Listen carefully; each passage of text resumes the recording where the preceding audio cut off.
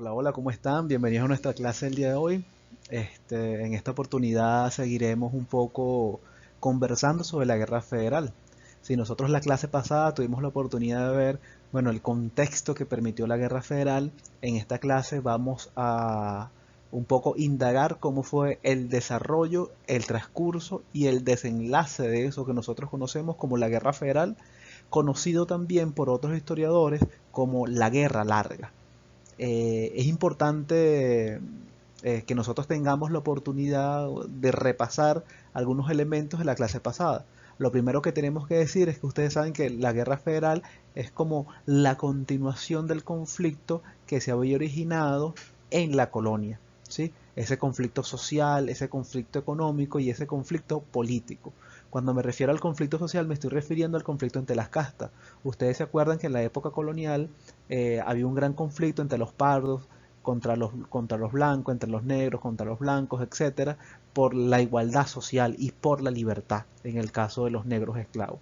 Estos conflictos sociales, producto de la desigual distribución del poder y las riquezas en la sociedad colonial de entonces, este, siguieron con el pasar de los años, se fueron acrecentando. Y la guerra de independencia que se había planteado ya a partir de 1816 solucionar esos problemas relacionados con la tenencia de la tierra, relacionados con la desigualdad en el acceso a, al poder y con la desigualdad en el acceso a la economía.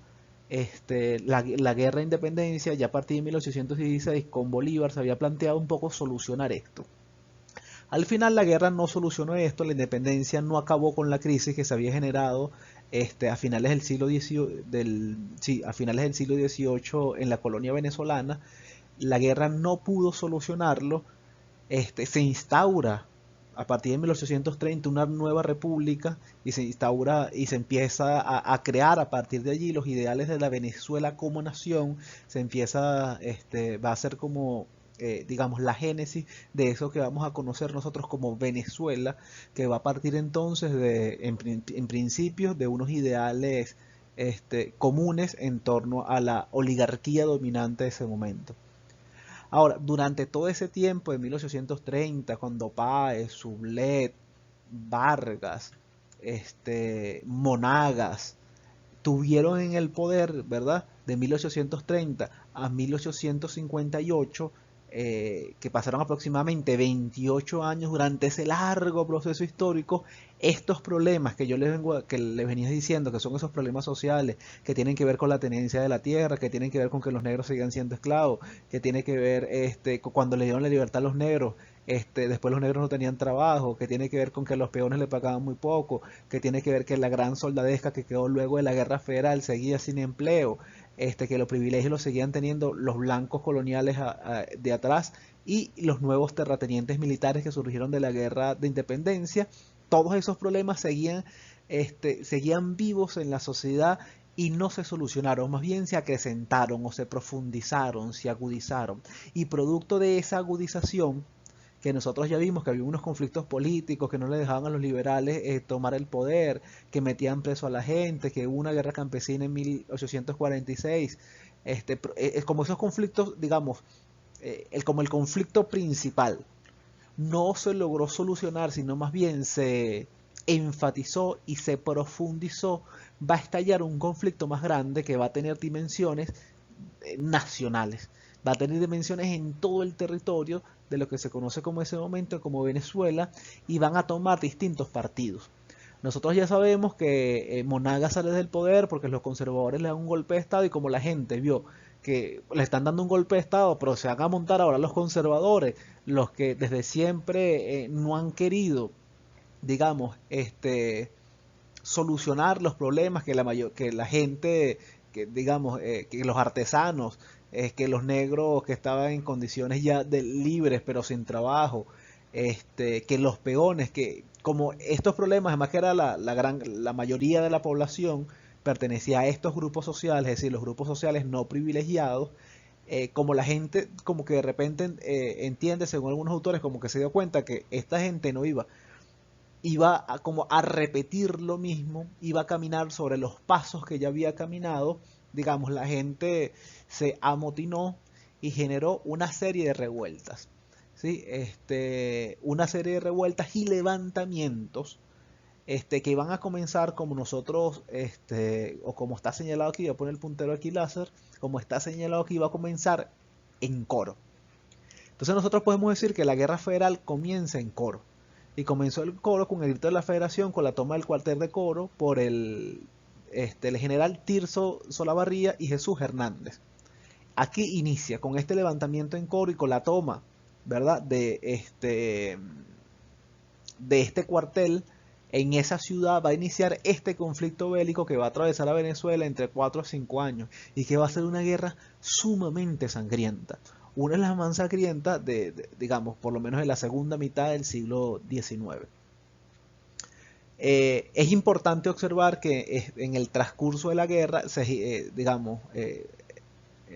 habían como varios líderes o varios bandos. Tenemos estaba primero el bando conservador liderado por Páez y todos los conservadores más tradicionales, y estaba el lado liberal, ¿sí? El lado liberal estaba liderado por Ezequiel Zamora y por Juan Crisóstomo Falcón. En una primera etapa de la guerra es Zamora quien toma la posición de liderazgo, y toma la posición de liderazgo por sobre los demás líderes que estaban allí presentes, incluso sobre Falcón. De hecho, cuando este alzamiento en Coro, Falcón ni siquiera sabía, porque Falcón estaba exiliado del país. Así que nosotros entendemos que estos primeros movimientos y los primeros años, lo que se conoce como la Guerra Federal, estuvo liderada fundamentalmente por Falcón. Por Zamora. Nosotros tenemos aquí que hay unas batallas importantes, ¿verdad? Hay unos encuentros bélicos importantes dentro que se conoce como la Guerra Federal, y el primer encuentro importante es la batalla de Santa Inés, que se da el 10 de diciembre de 1859, que es ganada por el bando de Zamora, por el bando de los federalistas. Es importante ver esto, que gana Zamora, porque Zamora, junto con otra gente, va a proponer un lema que se llama tierra y hombres libres, y la tierra para quien la trabaja. Es decir, tenía un fin político. ¿Y cuál era el fin político? Era cambiar un poco el orden de las cosas y decía, mira, los godos, los militares terratenientes, la oligarquía de siempre no está produciendo la tierra la están produciendo los peones, que además son muy mal pagados, y cuando se le pagan, además ni siquiera le pagan, porque tiene que gastar todo su dinero en la bodega del señor, y además que nunca termina de pagar esa deuda, así que la tierra tiene que ser de quien la trabaja, dice Zamora. Entonces, al Zamora estar diciendo eso, quiere cambiar un poco el orden de las cosas, ¿verdad? Porque si, digamos, cambian digamos, la distribución de estas propiedades, empiezan a cambiar también la distribución del poder, y la distribución de la sociedad va a empezar a cambiar. Es por eso que Zamora propone, digamos, su propuesta va a traer a una gran cantidad de personas. Y va a traer una gran cantidad de personas precisamente porque cuando los liberales empezaron a hablar de igualdad, de libertad, empezaron a hablar de justicia, empezaron a hablar de abolir leyes que afectaban negativamente a la mayoría de la población. Efectivamente esta población vulnerable se enfiló de una vez, ¿verdad? Se enfiló al bando de los liberales, precisamente porque los liberales al menos tenían como las banderas que el gran grueso de la población venezolana necesitaba, pero además estaba pidiendo.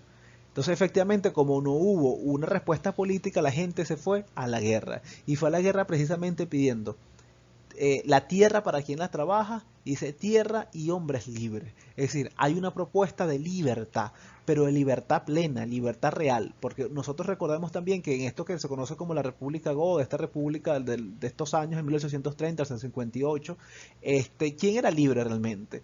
Libre era el propietario, libre era el que tenía el dinero, libre era el militar terrateniente, no era la mayoría de la población venezolana. Esto quiere decir que era la libertad, al menos en términos políticos, seguía siendo un privilegio de una pequeña capa de la sociedad. Esto es importante ver, por eso en las filas de los liberales en la Guerra Federal, lideradas por Zamora, pedían tierra y hombres libres. Entonces, uno de los primeros enfrentamientos se van a dar, o digamos no el primero, sino uno de los más importantes se va a dar en las sabanas de Barinas, en Santa Inés. como ya repetí, el 10 de diciembre de 1859. Es un enfrentamiento importante porque además le va a permitir a Zamora tomar la posición de mando del ejército federal, pero además le va a permitir de una vez, ¿verdad? Casi aniquilar al enemigo, porque esa batalla gana Zamora y digamos, creo que se mueren alrededor del ejército conservador, se mueren alrededor de unas 3.000 personas. Es decir, luego recuperar el ejército de 3.000 personas va a ser, digamos, sumamente difícil. Así que ya estaba decantado que Zamora iba a ganar esa guerra. ¿Sí? Iba a ganar esa guerra y que iba a llegar a Caracas porque tenía la fuerza necesaria para hacerlo. Incluso sumando ya los días, se habían sumado ya, creo que Zamora para esa fecha tenía unos 6.000 hombres, es decir, era una fuerza importantísima que iba a ser destinada efectivamente a tomar el poder. Pero como yo les dije, Zamora no era el único líder allí. Había otro líder que solo quería tomar el poder. ¿Sí? Yo les comentaba alguna vez que, bueno, que hay líderes que solo quieren tomar el poder y a veces llegan porque, bueno, le prometen cosas a la gente, le dicen esto para acá y para allá, pero realmente nunca cumplen nada. Y más o menos esa, según algunos autores, es la posición que tiene Falcón. Falcón es un caudillo importante de la época y Falcón, bueno, es liberal y quiere llegar al poder. ¿Sí? Así que se vale de cualquier medio para poder llegar al poder. Es importante recalcar entonces que Falcón va a tener una figura acá que va a estar en contraposición del liderazgo de Ezequiel Zamora. ¿Y por qué va a estar en contraposición del liderazgo de Ezequiel Zamora? Porque Falcón no quiere cambiar las cosas. Falcón lo que quiere es estar mejor posicionado ante el escenario que se plantea en Venezuela. Es decir, Falcón no quiere, digamos, que los peones, que los esclavos, que los pardos, que los artesanos tengan mejor calidad de vida, sino lo que le interesa es tener mejor calidad de vida para él, y para tener mejor calidad de vida que necesitas estar en la cúspide, ¿verdad? Necesitas estar en la cúspide de la sociedad y Falcón quiere llegar allí. Este, Así que aparentemente, según algunos testimonios históricos que se dan de personas que conocían a Zamora y que estaban en medio de la guerra federal, dicen que Falcón pudo haber planificado incluso el asesinato de Ezequiel Zamora. Ezequiel Zamora, luego de que gana esta batalla de Santa Inés, llega a Cojedes. Zamora no tenía, digamos, no tenía interés en llegar a Cojedes, pero producto de algunas recomendaciones, entre ellos de Falcón, decide tomar Cojedes, que era para Falcón para Zamora una plaza insignificante, pero bueno, producto de su alianza con Falcón, decide tomarlo. Allí Zamora es asesinado. Zamora es asesinado en enero, como no recuerdo exactamente la fecha, creo que el 14 de enero es asesinado. Y a partir de allí viene una segunda fase, un segundo momento de la guerra que ya los vamos a ver claramente más adelante. Entonces ya vimos que un primer momento de la guerra está liderada por Zamora. Hay otra batalla importante que es la batalla de Coplé, que se celebra en Guárico el 17 de enero de 1860, es decir, un año después de esto, que es ganada por los centralistas derrotados Falcón estrepitosamente. Es decir, esa batalla se da después de la muerte de Zamora, después del asesinato de Zamora. Las fases de la guerra. La primera fase de la guerra, como yo le estaba explicando, se llama Guerra Popular, que se da a partir de 1859 y 1860, que es liderada por Zamora, que propone esta serie de reivindicaciones, ¿verdad? Hay una segunda fase de la guerra que se da con la muerte de Zamora el 10 de enero de 1860, no recordaba la fecha, el movimiento quedó acéfalo e incoherente. Cuando se refiere que el movimiento quedó acéfalo e incoherente, nos está diciendo básicamente que como Zamora es el líder, al ya no estar Zamora dentro de las filas federales, ¿verdad? El movimiento queda desorientado. Es como ya no tengo guía, y cuando ya no tengo guía, ¿por dónde va a coger toda esa gente? La gente queda desorientada. Y en ese proceso de desorientación va a tomar la posición Falcón. No todos los líderes y militares que estaban allí estaban de acuerdo, pero él toma la posición porque también tenía como, digamos, una característica preponderante y un liderazgo beligerante dentro de las filas, aunque tenía una visión distinta dentro del asunto. Esta segunda fase entonces se da después de la muerte de Zamora. El movimiento queda un poco incoherente. Hay una tercera fase que está liderada por Falcón, que es una fase anárquica, que es encabezada por Falcón, donde no hay enfrentamientos importantes, sino más bien es como una guerra de guerrilla. Hay unos saqueos, unos escaramuzas, y eso se da fundamentalmente después de la batalla de Cople. Cuando, le narro un poco la historia. Cuando Zamora es asesinado, Zamora quería llegar a Valencia y tomar Valencia y después tomar Caracas, porque más lo iba a poder hacer. Pues después de que Zamora es asesinado, el bando conservador pide prestado y reúne un ejército como de 3.000 hombres más o menos, se enfilan, Falcón comete una serie de errores, Febres Cordero, que era el general de los conservadores, que era un muy buen general, se atrinchera en Valencia, y Falcón, con un ejército hasta ese momento, muchachos, de 9.500 hombres, decide no hacer nada, decide no atacar. Si bien dentro de las estrategias militares no hacer nada también es una parte de la estrategia, digamos, el análisis histórico nos va a decir que fue un graso error, ¿sí? Que fue un error importantísimo que le va a costar luego a los federalistas 5.000 hombres. Falcón decide no atacar Valencia y más bien se retira al estado Apure. Imagínate, te das para Apure después de que estabas en Valencia. Claro, ahí se empieza a mover algo. Y Férez Cordero los persigue, además se desarrolla aquí lo que nosotros conocemos como la batalla de Cople. Se desarrolla una batalla que pierden los federales. Aparentemente, dicen algunos historiadores y algunos testimonios históricos de la época que Falcón quería destruir el ejército federalista, porque Falcón no quería llegar al poder con ese ejército. Falcón más bien quería llegar al poder producto de las negociaciones, es decir, no quería llegar al poder con un ejército de 9.000 hombres que después que llegara al poder te iban a pedir que les rindieras cuenta, te iban a pedir, yo peleé por esto y por esto y no se está cumpliendo, ¿sabes? Y además un ejército armado. Entonces, en definitiva, como que Falcón no quería llegar al poder con esta gente y decidió, digamos, hacer unas estratagemas para, digamos, de una u otra forma disolver lo que se conoce como el Ejército Federal. Vamos a pasar ahora a nuestra segunda lámina, ¿verdad? Donde vamos a ver el fin de la guerra, ¿verdad? El fin del conflicto. La última fase entonces se da desde el 62 al 63 y se caracterizó por una negociación entre los bandos fundamentalmente, ¿verdad? Esta negociación estaba encabezada por parte de Guzmán Blanco, que es el hijo de Antonio Leocadio Guzmán, por parte de los federalistas. Y la guerra va a terminar con el acuerdo de Coche. Incluso después de derrotado el ejército federal, después que se disuelve el ejército federal, tenía siendo incluso aún más preponderante el movimiento federalista que el movimiento encabezado por los conservadores. Pero pese a eso, Falcón decidió negociar porque él quería llegar al camino mediante la negociación y se firma el 22 de mayo de 1863, como lo dice aquí, ¿verdad? Un acuerdo que pone fin a la guerra. Pero además un acuerdo que como acuerdo va a buscar, ¿verdad? Según el objetivo que tenía Falcón y Antonio Guzmán Blanco, este binomio de Falcón y Antonio Guzmán Blanco a poder, ¿qué va a buscar? Va a buscar que nada cambie.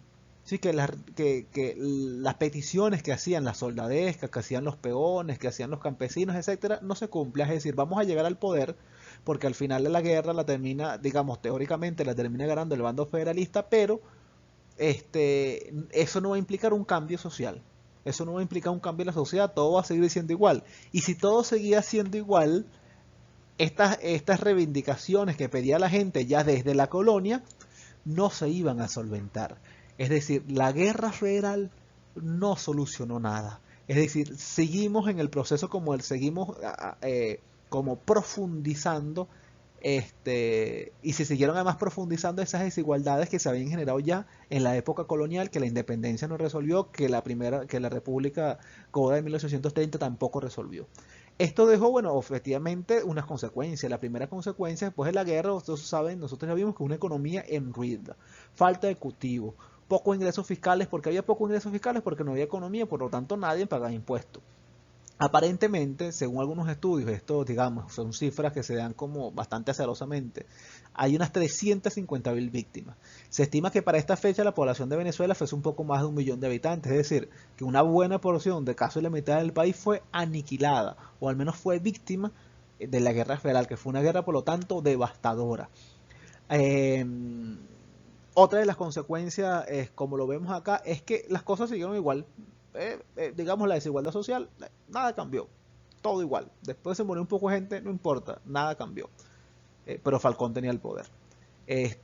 Una nueva constitución, que es la constitución federal, y el gobierno, este gobierno nuevo pidió aproximadamente unos 150.000 libras para pagar sueldos y salarios, y parte de ese dinero también se lo robó, por eso lo vamos a ver en nuestro próximo capítulo, muchachos. Así que por ahora entonces los dejo. Nosotros vimos entonces que la guerra federal es un conflicto bélico que atraviesa toda la nación, que es ganada por el bando de los federales, pero eso no va a impedir, ¿verdad? Que el hecho de que ganaran los federales eh, no necesariamente implica que cambiara algo en el país. Y con esta triste historia nos despedimos el día de hoy. Hasta luego.